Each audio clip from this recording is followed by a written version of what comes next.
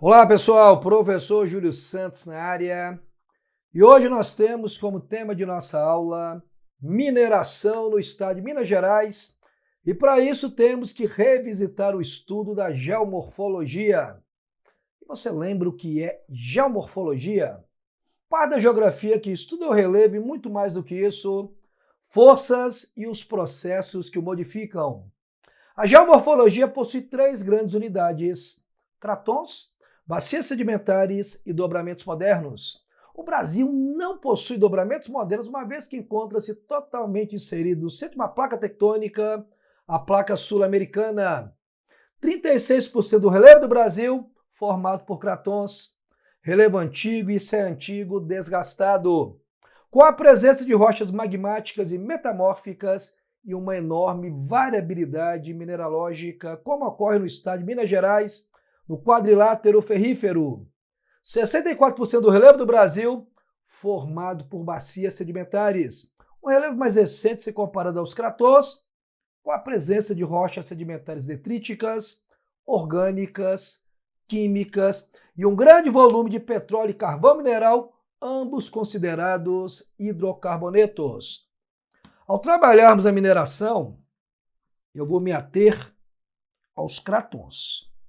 Professor, relevo antigo, desgastado, com a presença de rochas magmáticas e metamórficas. Vamos entender isso. O que é uma rocha magmática e o que é uma rocha metamórfica? Rocha magmática formada pela saída, pelo extravasamento do magma, podendo ser intrusiva, hipoabissal, extrusiva. Rocha magmática intrusiva, resfriamento lento, exemplo, granito. Rocha magmática hipoabissal, resfriamento intermediário, as rochas obsidianas e diabásicas. Resfriamento rápido, rocha magmática extrusiva, exemplo, basalto. Além das rochas magmáticas, temos também as rochas metamórficas, formada de outra pré-existente devido ao aumento da temperatura ou pressão. Onde eu tenho cratons, que são divididos em escudos cristalinos e plataformas continentais, eu tenho enorme variabilidade de minerais metálicos. Então aqui eu tenho um grande volume de minerais metálicos. Só para você ter ideia, Minas Gerais, juntamente com o estado do Pará, 80% dos minerais metálicos do Brasil. Então perceba que Minas é o berço dos minerais metálicos no Brasil. E esse berço está associado ao processo de formação territorial do Brasil através de ciclos econômicos. Pau-Brasil, açúcar, ouro, temos a borracha, temos a soja, café, algodão, não necessariamente nessa ordem. Quero lembrar que o Brasil foi descoberto, claro que esta é uma visão eurocêntrica, já que existiam comunidades indígenas que habitavam nosso território, pelos lusitanos, portugueses, no ano de 1500. Porém, o período que vai de 1500 a 1530, nós temos um ciclo exploratório, mas não é colonizador. Uma vez que, diferente da América Espanhola, o ouro no Brasil, somente no final do século XVII, 1695, na pequena cidade mineira de Caeté. Então perceba que nesse primeiro momento a extração do pau-brasil é uma forma de acalmar os investidores portugueses, nobreza e burguesia. A partir do ano de 1530, Portugal volta seus olhos para o Brasil. Por quê? Começa a haver uma decadência do comércio oriental. Portugal até então buscava especiarias no Oriente, vendiam na Europa com enormes lucros. Alguns historiadores afirmam 10.000%. A decadência do comércio oriental, atrelada com as invasões estrangeiras que afirmam que só seria dono de uma terra recém-descoberta, a nação que ela povoar, promove o início do povoamento do Brasil a partir do estabelecimento do ciclo do açúcar. Mas por que o açúcar? Grande valor no mercado europeu. Solo e climas brasileiros favoráveis. Posição estratégica para o escoamento. Mão de obra. Até 1560, comunidades indígenas. Após esse período, o negro oriundo do continente mãe. As empresas de tráfico negreiro dando enormes lucros à coroa portuguesa. Então tem início a monocultura de cana-de-açúcar voltada para o mercado externo, plantation ou plantation, se você preferir. Há um investimento maciço dos holandeses através da monocultura, através dos engenhos. Porém, a partir do ano de 1580, esse ciclo entra em decadência. E qual é o motivo? Morre o rei de Portugal, Dom Sebastião, assumindo seu parente mais próximo, seu tio-avô, Dom Henrique, idoso, enfermo, morre e assume Filipe II, que nesse momento, rei da Espanha, rei de Portugal. Lembre-se que espanhóis e holandeses não se bicam. Perseguição dos holandeses no Brasil, primeiro momento, para o extremo norte do Brasil. Segundo momento, tentam tomar a Bahia, são expulsos, vão para a região das Antilhas, onde encontram as mesmas condições. Solo e clima, posição geográfica, mão de obra e, além disso, esses holandeses guardavam as 7 chaves, as técnicas voltadas ao refino do açúcar. Começa a haver uma competição entre o açúcar brasileiro e o açúcar holandês das Antilhas em relação ao mercado europeu. Claro, o açúcar holandês das Antilhas de melhor qualidade.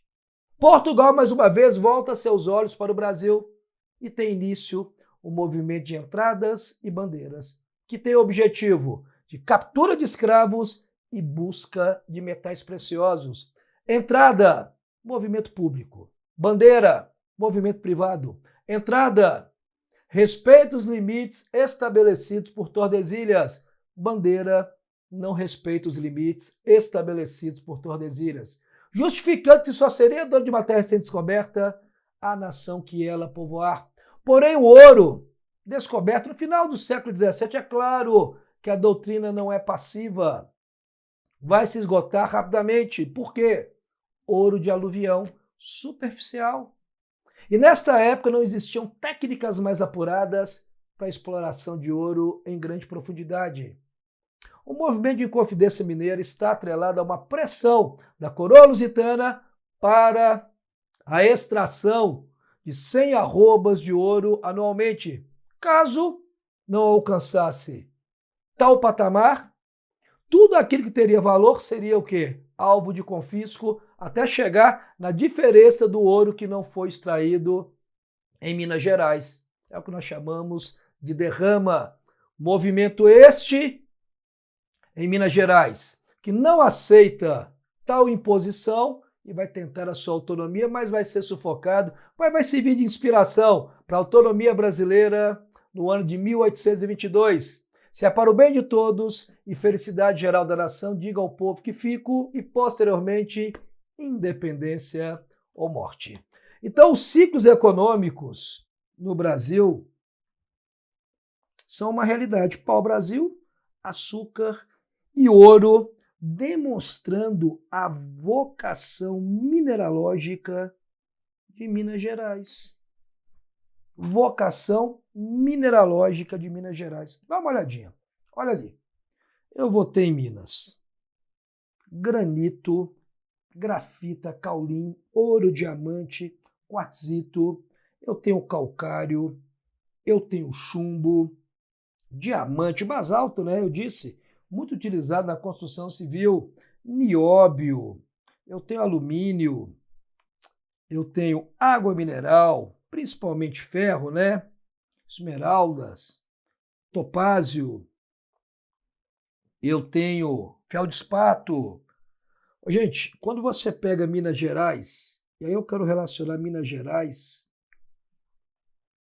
em relação ao Brasil. Vamos pegar o ferro, né? Por causa do quadrilátero ferrífero. 34,4% do ferro extraído no Brasil, Minas Gerais. Volto a dizer, Estado do Pará e Minas Gerais juntos, 80% dos minerais metálicos no Brasil. Beleza?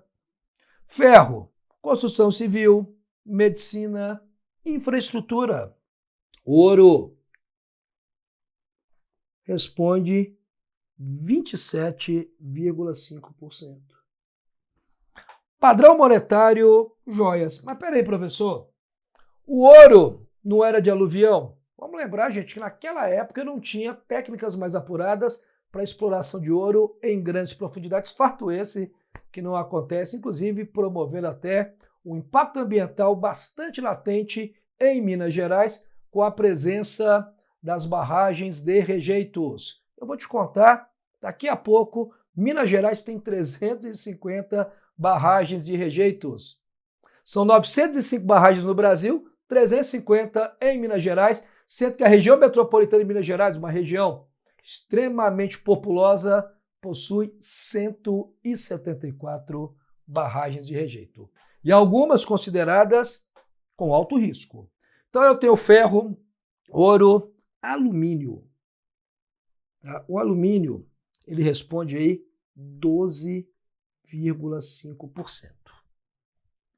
Blindagem, também muito utilizado na construção civil. Muito utilizado na construção civil. Seguindo aí, eu tenho o berílio. Gente, o berílio ele é utilizado em aeronave, componentes eletrônicos, minas. 5,4% das necessidades do Brasil, pelo menos do que é extraído em nosso território. Zinco, algo em torno aí de 4,2%. E eu vou fazer aqui um bem bolado, eu vou pegar chumbo, vou pegar aqui o níquel, titânio e vou pegar o lítio. Juntos aqui, algo em torno aí, você vai ter mais ou menos 5%. Tá? O chumbo aí, proteção radiológica, né? O níquel, aço, moedas, titânio, próteses dentárias e o lítio, né? Todo mundo sabe, baterias. Gente, eu quero destacar principalmente aqui, ó, quadrilátero ferrífero. Quadrilátero ferrífero. Importante essas cidades aqui, ó, que estão nas extremidades. Belo Horizonte, Nova Lima, Sabará, você tem Santa Bárbara, Mariana, Ouro Preto, né? Congonhas do Campo, muito associado aí às obras de Aleijadinho. O que é extraído nesta área aqui? Alvo de grande riqueza do estado de Minas Gerais. Professor, como é que é feito o escoamento? Ferrovia Minas Vitória. Quero lembrar o seguinte. O Brasil, gente, ele tem um sistema de transporte totalmente inadequado. Por quê? O Brasil é um país continental. Você lembra? 8.510.417 quilômetros quadrados.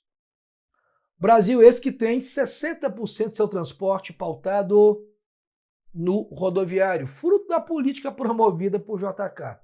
Vamos lembrar dois personagens de grande importância no cenário brasileiro, Vargas e JK, em termos de industrialização, que, digo de passagem, uma industrialização tardia. Vargas, intervencionista, criou a Vale do Rio Doce, hoje Vale, criou o BNDES, o Banco Nacional de Desenvolvimento Social, a Petrobras, entre outras grandes empresas. Então, uma política intervencionista. Já o JK, 56 a 61, uma política liberal. O JK ele tem dois planos, o plano político e o plano econômico. Quem que é o plano político? Ele se intitulava Guardião da Constituição. Conta a história que durante o pleito eleitoral, você lembra que o Vargas morreu no dia 24 de agosto de 54? Saiu da vida para entrar na história. Eu tive um governo provisório. Café Filho, Carlos Luz, esse não queria entregar a faixa presidencial, veio Nereu Ramos, aguardou as eleições, que consagrou o JK. Gente, o JK, no ano de 1955, ele se intitulava o Guardião da Constituição. Está na Constituição, eu vou fazer. E ele faz um discurso na pequena cidade de Jataí, no estado de Goiás. Acabou o discurso, aquele comício, né? Ele abriu a perguntas de populares. E aí nós temos a figura de Antônio Soares Neto, seu tuniquinho. Matuto, que não tinha nada de matuto, muito inteligente, perguntou para o JK: o senhor é o guardião da Constituição? O JK bateu no peito: sim, eu sou o guardião da Constituição, está na Constituição, eu vou fazer. E ele lembrou a Constituição de 1891, no seu artigo 3º, que dizia que haveria uma área de 14.400 km² destinada à construção da nova capital. E aí, JK, você vai construir? Ele engole seco e fala: está na Constituição, eu vou fazer. Até porque o seu plano econômico, o plano de metas, eram 30 metas e nenhuma constava a construção de Brasília, mas constava transporte. E ele acaba fazendo uma política industrial pautada, né, num transporte rodoviário com a vinda das multinacionais Fiat, Ford, Chevrolet, Volkswagen. Porém, esse transporte, que transporta pouco volume de carga por vez, ele é inadequado para um transporte de massa em um país continental com mais de 8,5 milhões de quilômetros quadrados. Por isso que o quadrilátero ferrífero é uma realidade que prosperou devido à utilização da ferrovia Minas-Vitória. Mesmo aspecto do seu parceiro ali em termos mineralógicos. Quem é o parceiro de Minas em termos mineralógicos? O estado do Pará. Você lembra? A região da Serra dos Carajás, como é que é o escoamento? Através da ferrovia Carajás-Porto de Itaqui, esse último situado exatamente no estado do Maranhão. Então, essas duas áreas, 80% da extração mineralógica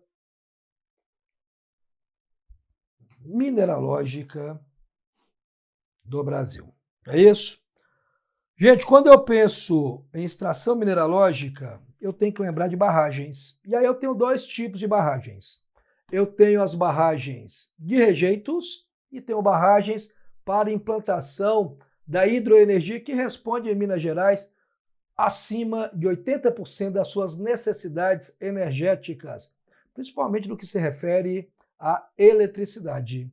Em termos de barragens de rejeitos, 905 no Brasil. Dessas 905, quantas estão em Minas Gerais? Me diga aí. 350. 38,7%. 174 na região metropolitana de Belo Horizonte, uma região extremamente populosa, povoada, e muitas dessas barragens caracterizadas por áreas de grande risco. Então, eu tenho ali áreas de grande risco. Então, olha aqui, muita atenção. Eu tenho 905 barragens. Estou me referindo a barragens de quê? De rejeitos, não é isso? Das 905 barragens, quantas estão em Minas Gerais? 38,7%, que corresponde a 350. Então, 350 barragens de rejeitos em Minas Gerais. Você pode ver aí, ó, Minas Gerais se destaca. Aí isso vai responder por 38,7%. Beleza? Pessoal, a Vale, hoje Vale, antiga Vale do Rio Doce, né? Essa aqui foi privatizada, né? Ela possui 134 barragens. Dessas 134 barragens, 105 encontram-se em qual estado? Exatamente, o foco do nosso estudo. 105 encontram-se no estado de Minas Gerais. Tá? E aí eu quero que você pense em dois parâmetros aqui. Primeiro eu vou pensar no Brasil. O que mais se extrai no Brasil nessas barragens? Ferro e ouro. O que mais se extrai em Minas Gerais? Óbvio, né? Ferro, fosfato e argila arenosa. Você vai lembrar que a argila é uma rocha sedimentar orgânica, né? Rocha sedimentar pode ser detrítica, orgânica ou química, né? Detrítica, areia orgânica, restos animais e vegetais. E a química, né, formada pela evaporação da água, os sais. Então, Minas Gerais, tá aqui, ó, ferro, fosfato e argila arenosa. Pessoal, quero lembrar também que Minas Gerais é alvo de 2 acidentes. 2015 e 2019. 2015, me diga aí, aonde que foi esse acidente? Mariana. 2019, Brumadinho. Gente, o acidente de Mariana foi o maior acidente do planeta associado a barragens de rejeitos. E o acidente de Brumadinho foi o maior acidente trabalhista do Brasil. Se eu não estou enganado, morreram 270 pessoas. Essas que eu estou afirmando oficialmente, porque muitas, né, não houve aí ainda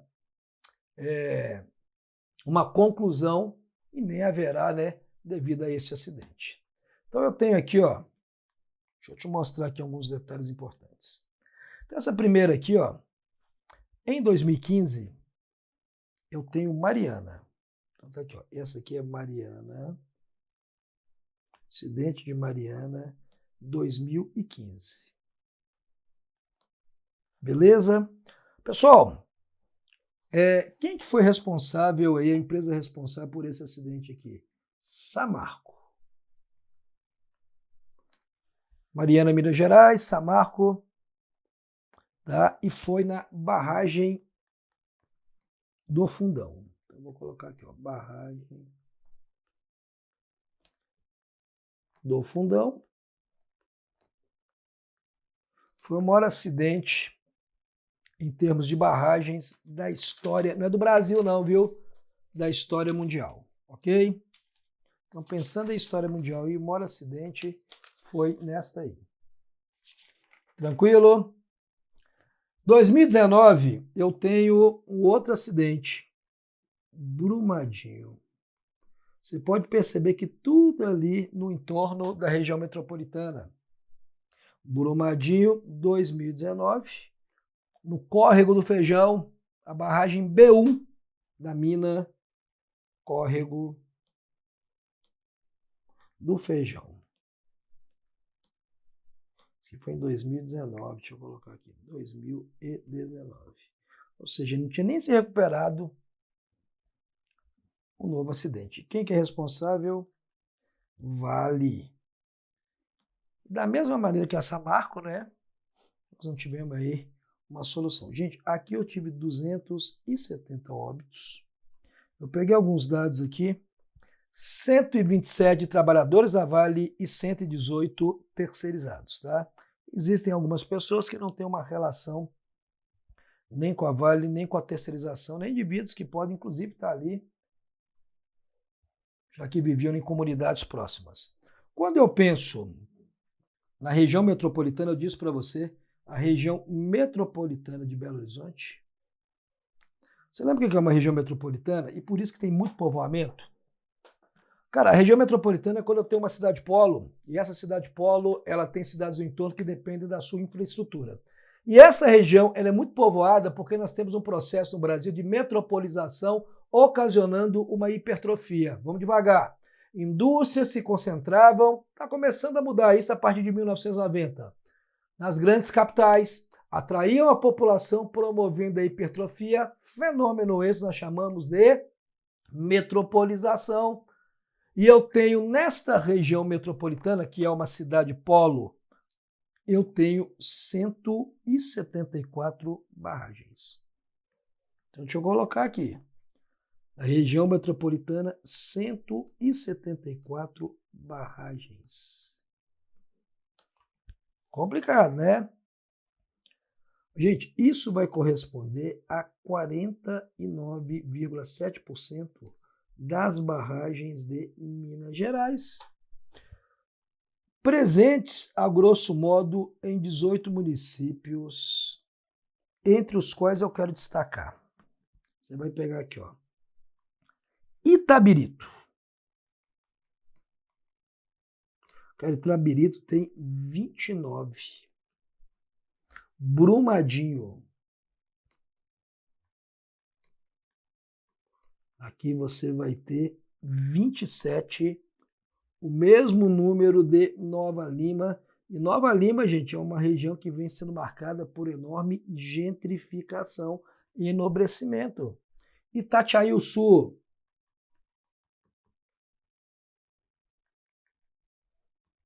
Itatiaí-Sul vai ter o quê? 23, o mesmo número de Ouro Preto. Então você vê tudo ali na proximidade, né? E aí eu tenho Itabira e Mariana com 17, tá? Deixa eu colocar aqui. Itabira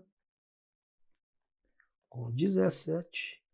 E vou colocar aqui, ó, Mariana também com 17, ok? Então eu tenho aí uma região metropolitana com um grande número de barragens, sendo que das 350 barragens, eu tenho 150 com alto risco. Gente, eu tenho alto risco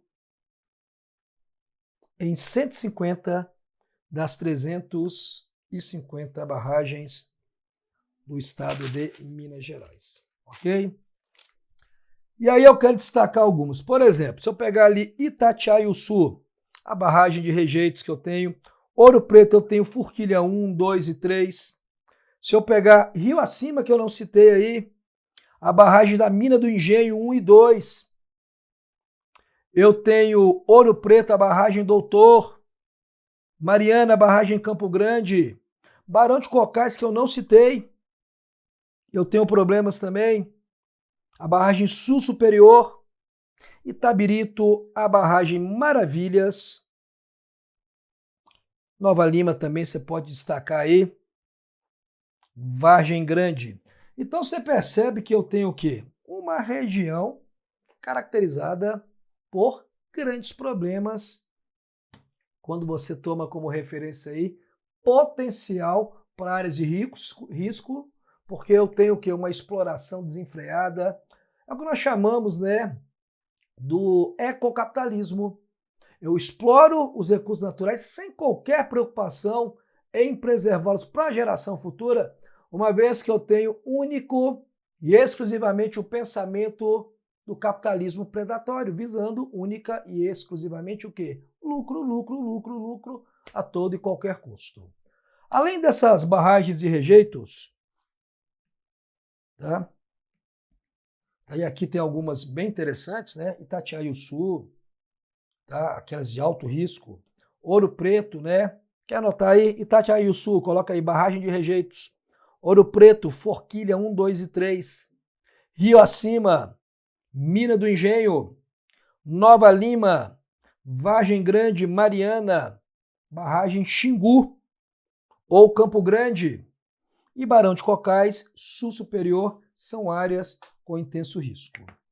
Pessoal, além das barragens de rejeitos, eu também quero falar das barragens associadas a hidroelétricas. Me diga aí, quando você pensa em uma hidrelétrica, é uma energia limpa ou é uma energia suja? Depende, professor. Sim, no processo de implantação é uma energia suja. Inundei uma área. Quando inundo uma área, eu estou o quê? Promovendo a redução da flora e da fauna. Inundei uma área eu tenho o quê? Impacto histórico, porque pode ser um sítio arqueológico. Impacto cultural, porque eu tive que inundar uma cidade onde o indivíduo viveu a vida inteira nessa cidade e vê o seu patrimônio, a sua cultura sendo perdido, uma vez que essa cultura muitas vezes oral, já que esta população acaba sendo pulverizada. Então eu tenho impacto ambiental, histórico, social, cultural. Então eu tenho vários impactos no processo de implantação. Na produção em si da energia, aí sim, a hidrelétrica é considerada uma energia limpa. Então, cuidado na tua prova. Então, aqui está mostrando que não o número de hidrelétricas em Minas Gerais. Minas Gerais, gente, possui 44. Tirei isso aqui do site do governo de Minas Gerais. Sendo que em Minas Gerais eu tenho 81% da energia proveniente de usinas hidrelétricas. Proveniente de usinas hidrelétricas. Então, tem 81% da energia proveniente de usinas hidrelétricas. Gente do céu, o 8 ali não quer sair, não. Agora vai. Ó, agora sim. Beleza? Então, são 44. 81% energia de usinas hidrelétricas. Pessoal,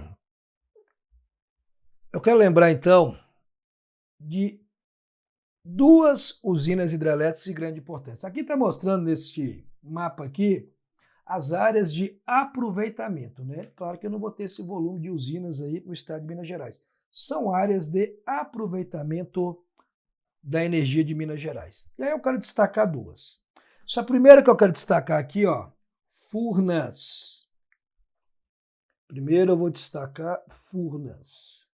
Gente, Furnas, ela está associada à sua construção ao ano de 1957. Tá? Então aqui, ó, é o início das obras, sendo que o funcionamento ele começa no ano de 1965. Aqui eu tenho o funcionamento. Pessoal, inundou aí a região de São José da Barra, São João Batista da Glória, tá? E eu quero que você lembre que aqui, ó, eu tenho uma bacia associada à bacia do Rio Grande. Professor, duas perguntas. Primeira, por que Minas Gerais é tão propícia à implantação de barragens para usinas hidroelétricas? 3 características. Primeira característica, vamos lá. Os rios devem ser perenes e caudalosos. Então são duas aí. Caudaloso, grande volume de água. Rio perene, não seca. E o relevo acidentado. Qual é o relevo marcante do estado de Minas Gerais? Mares de morros ou formas em meia laranja. Então eu tenho o quê?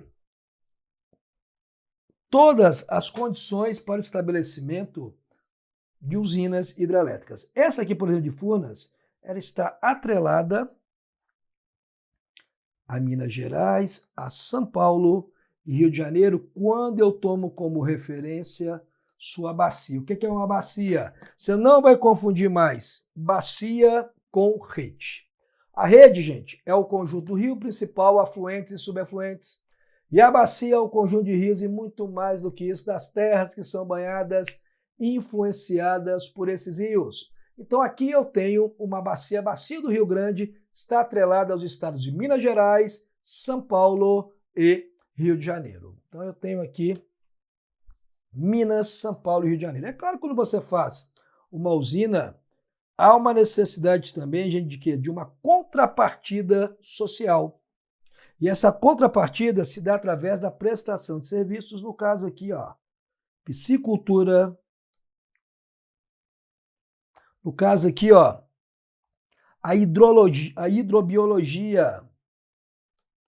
A hidrobiologia, gente, é um mecanismo que está atrelado a promover o repovoamento nesta região. Então eu tenho aí Furnas, grande fornecedora de energia para Minas Gerais. Além de Furnas, né, eu não posso esquecer a usina de Três Marias. Três Marias. Tá? E o nome, na verdade, oficial é Bernardo Mascarenhas, associada aqui a uma bacia de grande importância, a Bacia do São Francisco. Professor, quem que é o Rio São Francisco? Olha para mim. O Rio São Francisco é o rio da integração nacional. Ele passa Minas, Bahia, Pernambuco, Alagoas e Sergipe. Apesar de ser um rio de planalto, extremamente navegável de Pirapora, em Minas Gerais, a Juazeiro, na Bahia. Então eu tenho aí o Rio São Francisco e eu tenho Três Marias. Também no ano de 1957 tem início as obras. Início. E a conclusão, 1962, nós temos um momento de quê? De funcionamento. Grande potencial, né? 396 megawatts, tá? Localizado aí no município de Três Marias, né? Chamada aí, esta região aí de usina Bernardo Mascarenhas, né? Isso aqui foi um mecanismo que o JK, tá, optou, né? Ele ficou até 61 no governo para um processo de disponibilizar energia para a indústria automotiva. A indústria automotiva e um processo também de industrialização, que são marcas do governo de JK. Tá? Quando eu vejo essas duas usinas aqui, é importante também a gente fazer uma distinção entre o que nós chamamos de hidroelétricas de queda d'água e hidroelétricas fio d'água. Quando você tem aí essas barragens, você vai ter uma hidrelétrica de queda d'água. Mas existe a hidrelétrica de fio d'água, que ela é promovida em rios de planície. Então aqui, ó, eu tenho o Rio de Planalto. Então aqui, ó, Rio de Planalto. E aqui eu tenho o quê? Rio de Planalto.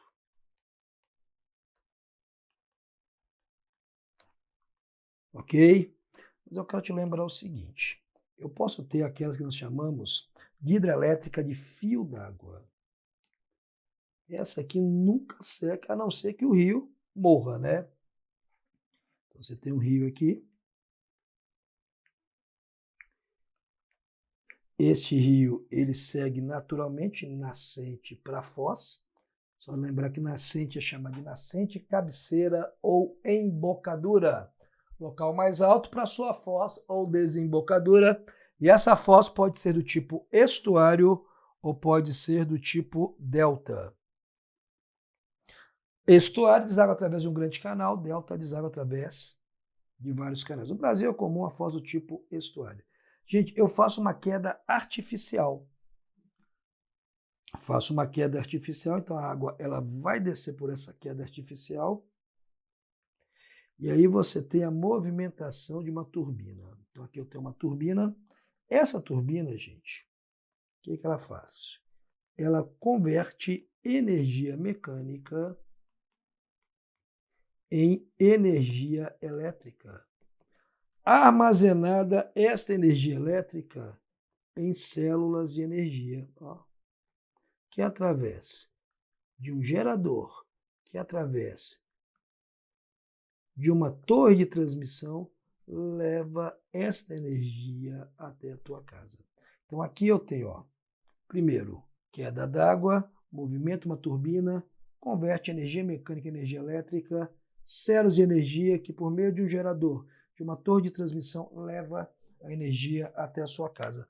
É o que você chama de usina de fio d'água. Usina de fio d'água. Tranquilidade? Pessoal, existem algumas consequências. Nós temos impactos ambientais e impactos sociais. Então, vamos falar alguns impactos ambientais e sociais quando eu tomo como referência a implantação dessas barragens. Deixa eu pegar o primeiro impacto aqui, talvez você já tenha ouvido falar. Um dos impactos ambientais é a eutrofização ou eutroficação. Professor, o que é essa tal de eutrofização ou eutroficação? É um fenômeno que consiste de lançar efluentes, matéria orgânica, em lagos, lagoas ou represas, promovendo a proliferação de algas. Essas algas proliferam, cobrem o espelho d'água, dificultando a ocorrência da fotossíntese. Lembre-se que eu tenho ali uma floresta inundada. No momento que eu tenho a diminuição da fotossíntese, eu tenho menos oxigênio. Oxigênio que também é alvo de consumo por parte dessas algas. Leva à morte de animais mais complexos, peixes, e a proliferação no primeiro momento de bactérias aeróbias e no segundo momento de bactérias anaeróbias. Vamos lá. O que é então essa tal de eutrofização? Eu tenho que te mostrar. Eutrofização. Vamos pensar junto. Aqui eu tenho uma barragem. Então aqui eu tenho uma barragem. Agora eu tenho água parada aqui, ó. Água parada. Começa a lançar efluentes. Ou a própria decomposição da floresta faz com que aumente aqui o quê? O volume de matéria orgânica. No momento que eu tenho o aumento do volume de matéria orgânica, eu vou abreviar aqui, proliferação de algas. Essas algas proliferam e começam o quê? Número 1, a consumir o oxigênio dissolvido. Número 2, há uma dificuldade com a proliferação das algas da penetração de raios solares. Raios solares não penetram. Não penetram, há um consumo de oxigênio. Esse consumo de oxigênio levará necessariamente à morte de animais complexos. Peixes, né, gente? E, posteriormente, o desenvolvimento de bactérias. 2 tipos de bactérias. Primeiro eu vou ter a bactéria aeróbia e depois eu vou ter o desenvolvimento da bactéria anaeróbia. Esta última, muitas vezes considerada extremamente nociva à saúde humana. Então isso é chamado de eutrofização. Professor, a eutrofização pode ser um fenômeno natural? Sim, lento, espontâneo, mas também ele pode ser potencializado em lagos e lagoas, principalmente em zonas urbanas. Então, o primeiro impacto que eu tenho aí é a eutrofização. Segundo impacto, gente, eu não vou inundar uma área. Se eu inundo uma área, eu vou perder o quê? Terras agricultáveis. Terras voltadas à agricultura ou voltadas à pecuária. Agricultura, aquela atividade voltada à produção de alimentos. Eu preciso de fator físico, humano e econômico. Econômico, capital. Humano, mão de obra, que pode ou não ser especializada. E o fator físico, eu preciso disponibilidade hídrica e terras. Terras essas que foram suprimidas para a agricultura e para a pecuária devido à inundação. Então, gente, eu posso colocar a inundação como um impacto também nesta região. Então, eu tenho aqui eutrofização. Deixa eu colocar mais para cá. Eu vou ter o quê? Diminuição de terras que eram voltadas à agricultura e pecuária. Então, eu tenho terras voltadas à agricultura e pecuária.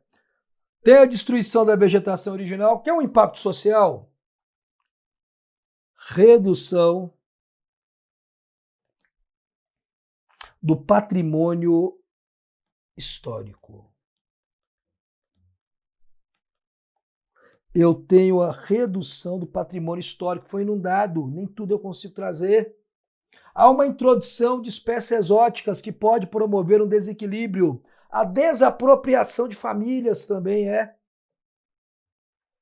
Então, tudo isso acaba estando associado ao progresso. Lembre-se, o progresso ele tem pontos extremamente positivos, mas também ele acaba repercutindo nas condições econômicas, políticas, sociais e ambientais de algumas sociedades, né? De algumas sociedades, de algumas comunidades, de algumas pequenas cidades que são alvo desta inundação em busca desse tal de progresso. Então é isso, agradeço a cada um de vocês, já desejando bons estudos, sucesso, fiquem com Deus, nos encontramos em uma próxima oportunidade. Abraços, beijos e até lá.